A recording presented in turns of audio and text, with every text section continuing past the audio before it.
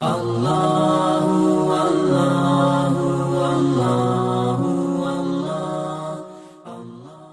سامنے 11ویں پارے کی سورہ یونس کی آیت نمبر 65 سے 66 تک کی آیات تلاوت کرنے کی سعادت عظمیٰ حاصل کی گئی۔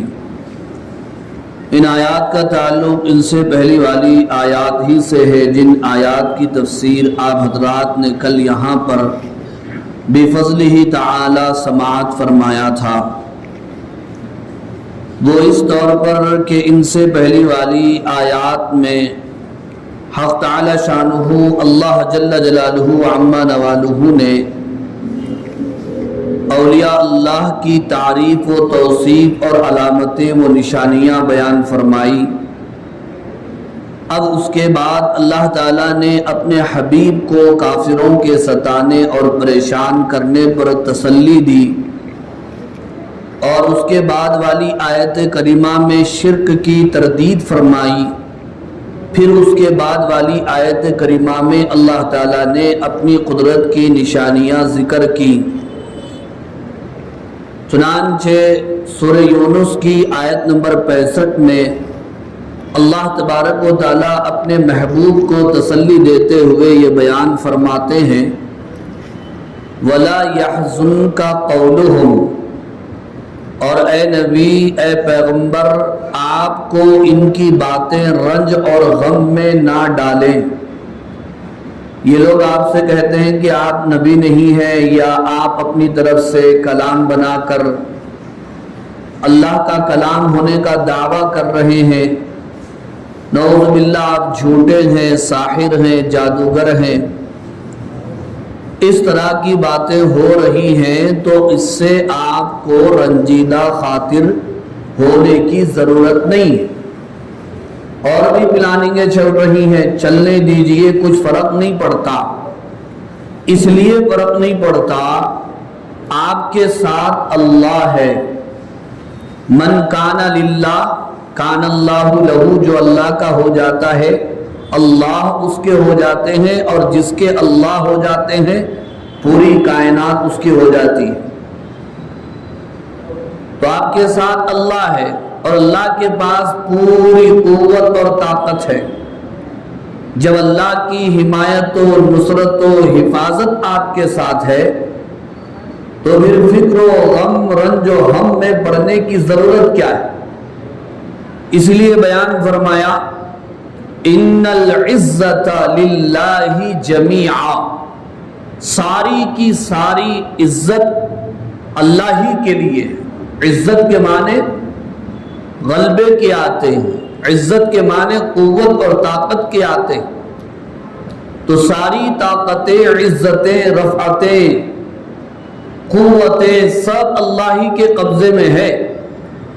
وہ اللہ آپ کے ساتھ ہے تو پھر آپ کا مشن کامیاب ہو کر رہے گا، آپ ہی غالب آئیں گے، اور آپ کا کام ہی دنیا میں غالب آئے گا۔ اس میں ہمارے لیے بھی نصیحت ہے، جب ہم دین کا کام اللہ کے لیے کر رہے ہیں تو اس راہ میں کانٹے آئیں گے تو پھر چبھنے کا کیا ڈر ہے؟ اس راہ میں دشمنوں کی طرف سے باتیں آئیں گی تو رنج اور غم میں پڑنے کی بات کیا ہے؟ اللہ ہمارے ساتھ ہے۔ هو السمیع العلیم، سمیع ہے وہ، سمیع مانے سننے والا، العلیم جاننے والا ہے۔ جو باتیں کی جاتی ہیں اللہ ان باتوں کو سنتے ہیں، اور جو کام کیے جاتے ہیں اللہ ان کاموں کو جانتے ہیں۔ جیسے کسی کو تسلی دینا ہے تو کہتے ہیں بھائی مت گھبرا، میرے کو سب معلوم ہے، سب معلوم ہے، میرے کو سب سن رہا ہوں، سب دیکھ رہا ہوں۔ کا مطلب کیا ہوا؟ مطلب یہ ہوا کہ جو جب کیا کرنا ہے میرے کو معلوم ہے، جب میں کر دیتا ہوں، پریشان ہونے کی بات نہیں ہے۔ تو اللہ بھی یہی بول رہے ہیں کہ میں سمیع ہوں، علیم ہوں، سب سن رہا ہوں، سب جان رہا ہوں۔ جب موقع ہوگا، جب اللہ کی حکمت و مصلحت ہوگی اس وقت اللہ کا مجرم پکڑ لیا جائے گا، دبوچ لیا جائے گا۔ الا سنو، انا بے شک، للہ اللہ ہی کی ملکیت ہے، من فی السماوات آسمانوں میں جتنی چیزیں ہیں، ومن فی الارض اور زمینوں میں جتنی چیزیں ہیں، سب کا مالک کون ہے؟ اللہ ہے۔ تو اتنا بڑا مالک ہے، ساری چیزوں کا مالک، ہم اس کے ساتھ، وہ ہمارے ساتھ، تو پھر گھبرانے کی کیا بات؟ اس لیے اللہ آگے بیان فرماتے ہیں، اتنے بڑے مالک کو چھوڑ کر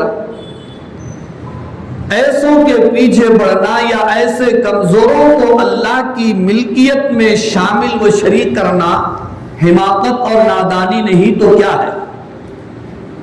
فرمایا وَمَا يَتَّبِعُ الَّذِينَ يَدْعُونَ مِن دُونِ اللَّهِ شُرَكَاءَ،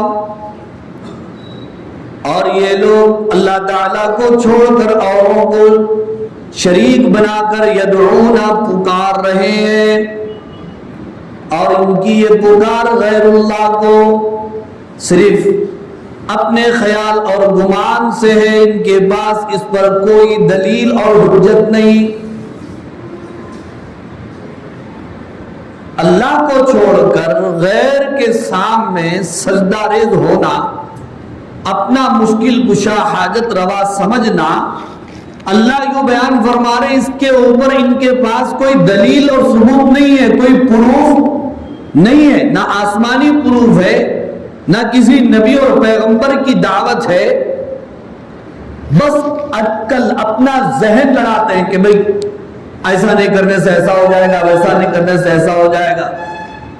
یہ تو بات اللہ مکہ کے مشرکوں کے بارے میں کہہ رہے ہیں، لیکن ہم ذرا غور کریں، اپنے اوپر دیکھیں، اپنے دوست احباب میں دیکھیں، اپنے ماحول میں دیکھیں، تو خود مسلمان اپنے خیالات کے پیچھے پڑ رہا ہے، غلط چیزوں کے پیچھے، راہ اعتدال صراط مستقیم چھوڑ کر گمراہی کا راستہ اختیار کیا ہوا ہے۔ اللہ نے یہاں پر بیان فرمایا کہ یہ شرک اور کفر کی بیماری خیالی بیماری ہے، نہیں کریں گے تو ایسا ویسا ہو جائے گا، یہ بت کو نہیں پوجیں گے تو ویسا ہو جائے گا۔ آج ہمارے درمیان بھی یہ بیماری نہیں ہے؟ کھلے الفاظ میں اگر میں کہہ دوں تو مسلمانوں کا بھی یہی حال آپ کو نظر آئے گا، یہ نہیں کریں گے تو وہ ہو جائے گا، وہ نہیں کریں گے تو یہ ہو جائے گا، یہ بھی کرنا چاہیے، وہ بھی کرنا چاہیے۔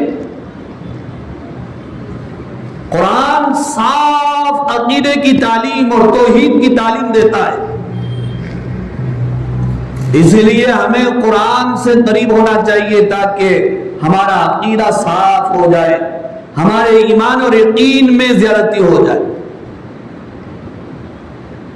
پھر اس کے بعد اللہ نے ایمان اور یقین کو بنانے کے لیے اپنی قدرت کی نشانیوں کو بیان فرمایا ہے، اس لیے کہ بندے کا ایمان اور یقین بنتا ہے اللہ تعالیٰ کی مخلوقات میں غور و فکر کرنے سے۔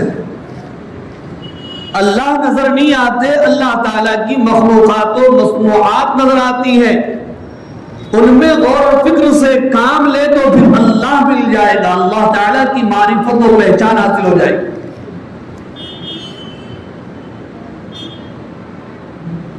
چنانچہ اللہ تعالیٰ نے یہاں پر دو چیزیں بیان فرمائی، رات اور دن، صبح ہوتی ہے، شام ہوتی ہے، عمر یوں ہی تمام ہوتی ہے۔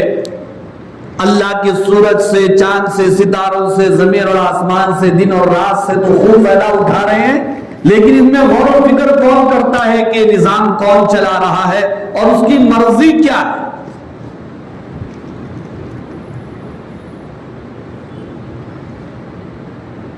کسی میں دم جو اس طرح سورج نکال کر، چاند چمکا کر، ستارے ٹمٹما کر بتا دے، آسمان کو چھت بنا کر، زمین کو فرش بنا کر بتا دے، رات کا سناٹا دن کا اجالا نکال کر بتا دے، ہے کسی میں دم؟ تو کچھ دن پہلے سورج کے اطراف کالا پن آ گیا تھا تو سب حیران اور پریشان تھے کہ یہ کیا ہو گیا. لیکن اس کائنات کے نظام میں ہم غور و فکر نہیں کریں گے تو پھر ہمارا ایمان کیسے بنے؟ قرآن یہی دعوت فکر دیتا ہے. فرمایا والذی جعل لکم اللیل، وہی ہے جس نے تمہارے لیے رات بنائی. جعل بنائی، اللیل رات. رات اللہ نے کیوں بنائی؟ لتسکنوا فیہ، تاکہ رات میں تم سکون حاصل کرو. رات کس کے لیے ہے؟ سکون کے لیے ہے، حصول سکون کے لیے ہے، کام کاج کے لیے، جاگنے کے لیے نہیں ہے. رات سونے کے لیے ہے. اور اللہ نے آگے بیان فرمایا وَالنَّهَارَ مُبْصِرًا، اور اللہ نے دن کو روشن بنایا. مبصرہ، روشن، نظر آنے والے. سما، وقت. اب آپ دیکھیے رات اور دن کا مقصد ہی ہماری قوم نے بھلا دیا. دن کو اللہ نے روشن اس لیے بنایا کہ اس میں تم کام کاج کرو، محنتیں کرو اور اپنی حرکتیں جاری رکھو. اور رات کو اللہ نے کیوں بنایا؟ سکون حاصل کرنے کے لیے. لیکن آج مسلمان نے رات کو دن، دن کو رات بنا دیا. کہا یہ گیا کہ عشاء کی نماز کے بعد فوراً آرام. اگر آپ عشاء کی نماز کے بعد فوراً سو جائیں گے تو دنیا تو ہنسے گی. یہ کیسا آدمی ہے چھوٹے بچے کی طرح سو رہا ہے. آج کل کا چھوٹا بچہ بھی نہیں سو رہا. ہمارے بچپن میں تو ہم تو مغرب سے اونگنے لگ جاتے تھے، عشاء میں تو گہری نیند میں رہتے تھے، اور فجر کے وقت سے پہلے چھوٹے بچے کھیلتے تھے. اور آج تو سب الگ معاملہ. اور یہ لاک ڈاؤن نے تو اور بھی الٹا کر کے رکھ دیا. رات دن میں جب گھر کے اندر سب قید تھے، کب سو رہے کب اٹھ رہے کچھ معلوم ہی نہیں ہوگا. اب دن کے سوئے ہوئے رات میں سو سکتے ہیں. کئی لوگ ایسا ہے صاحب رات میں نیند نہیں آ رہی، وہ صاحب کیا ہے ملنے کے لیے لاک ڈاؤن کی بات بول رہا ہے آپ کو. بولا دن میں سو رہے کیا؟ ہاں صاحب دن میں سو رہے. وہی تو تمہاری اصل بیماری ہے. گھر کے اندر ہے، آپ سارا دن سوتے رہیں گے تو رات میں نیند کیسے آئے؟ تو حضور اور عزیز دوستو، اللہ نے رات اور دن کو یہاں پر اپنی نشانیاں بیان فرمائی.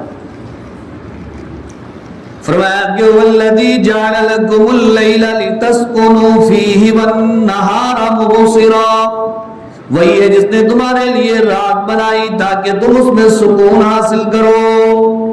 والنہار مبصرا، اور دن بنایا روشن تاکہ اس میں تم محنت کام کاج کرو، ہر کام چاہے دین کا ہو یا دنیا کا. ان فی ذلک لآیات، یقین جانو کہ اس میں نشانیاں ہیں. لقوم یسمعون، سننے والوں کے لیے، غور و فکر کرنے والوں کے لیے، توجہ دینے والوں کے لیے. جو توجہ ہی نہ دے ان کے لیے کیسی نشانیاں، کہاں کی نشانیاں. جو غور و فکر کرتا ہے اسی کے لیے یہ کائنات عالم نشانی بن جاتی ہے اللہ کی وجود کے لیے. تو بہرحال بزرگ اور عزیز دوستو، یہ سورہ یونس کی چند آیات تھی جن کی تفسیر آپ حضرات کے سامنے پیش ہوئی. دعا فرمائیے اللہ تعالیٰ سے اللہ تعالیٰ ہمیں کامل ایمان و یقین، تقوی و طہارت، صحت و عافیت کی دولت سے مالا مال فرمائے. ہم میں ہماری نسلوں میں اولیاء، اتقیاء، اصفیاء، علماء، مجاہدین و مبلغین پیدا فرمائے. ہماری جملہ بیماریوں، پریشانیوں، مصیبتوں اور وباؤں کو دور فرمائے. روز محشر آپ صلی اللہ علیہ وسلم کی شفاعت عطا فرمائے. میں اپنے فضل و کرم سے ہمیں جنت عطا فرمائے. وآخر دعوانا الحمدللہ رب العالمین.